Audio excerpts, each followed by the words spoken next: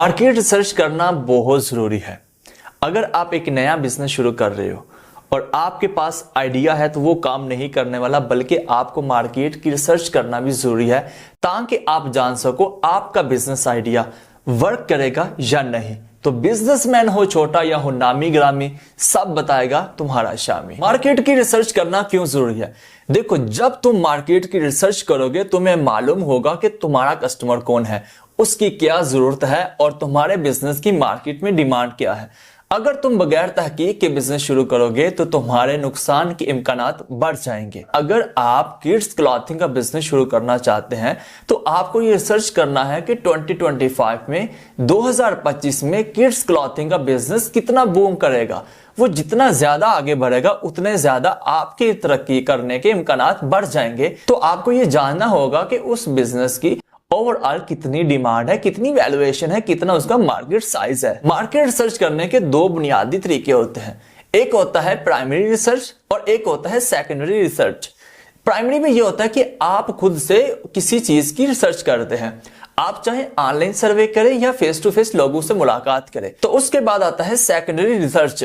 ये वो रिसर्च होती है जो आपसे पहले लोगों ने कर ली होती है। ये आपको गूगल पर मिल जाएगी, आप मुख्तलिफ न्यूज देख सकते हैं, ब्लॉग्स या कोई भी आप आर्टिकल वगैरह देख सकते हैं और उसके बाद आप फेसबुक, इंस्टाग्राम और टिकटॉक पे इसकी नॉलेज ले सकते हैं। तो इस तरह आपने सारा डाटा कलेक्ट करना है और फिर आपने ग्राउंड फ्लोर से काम करना है।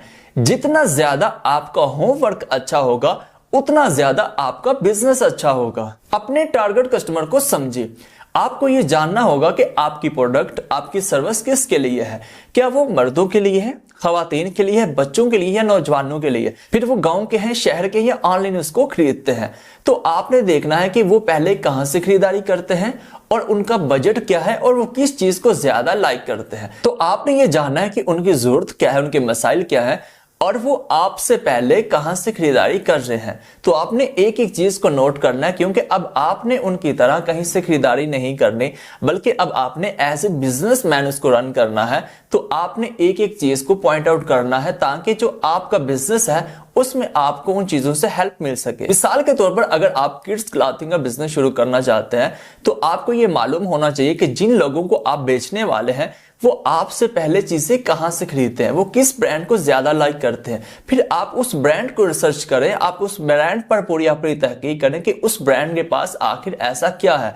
क्या उसके पास ऑनलाइन मार्केट ज्यादा है, क्या उसके अपने एरिया में स्टोर ज्यादा है, या उसकी क्वालिटी ज्यादा है, या उसकी प्राइस कम है या ज्यादा है, या उसका एक नाम है तो क्यों है। तो वो सारी चीजें आपने पॉइंट आउट करनी है ताकि कल को आपके बिजनेस में वो काम आ सके। तो अगर आपको ये वीडियो अच्छी लगती है तो आपने कमेंट सेक्शन में जरूर बताना है। अगली वीडियो में हम बात करेंगे बिजनेस प्लान बनाने के बारे में। तो तब तक के लिए इजाजत दीजिए और अकाउंट को फॉलो करना ना भूलिएगा।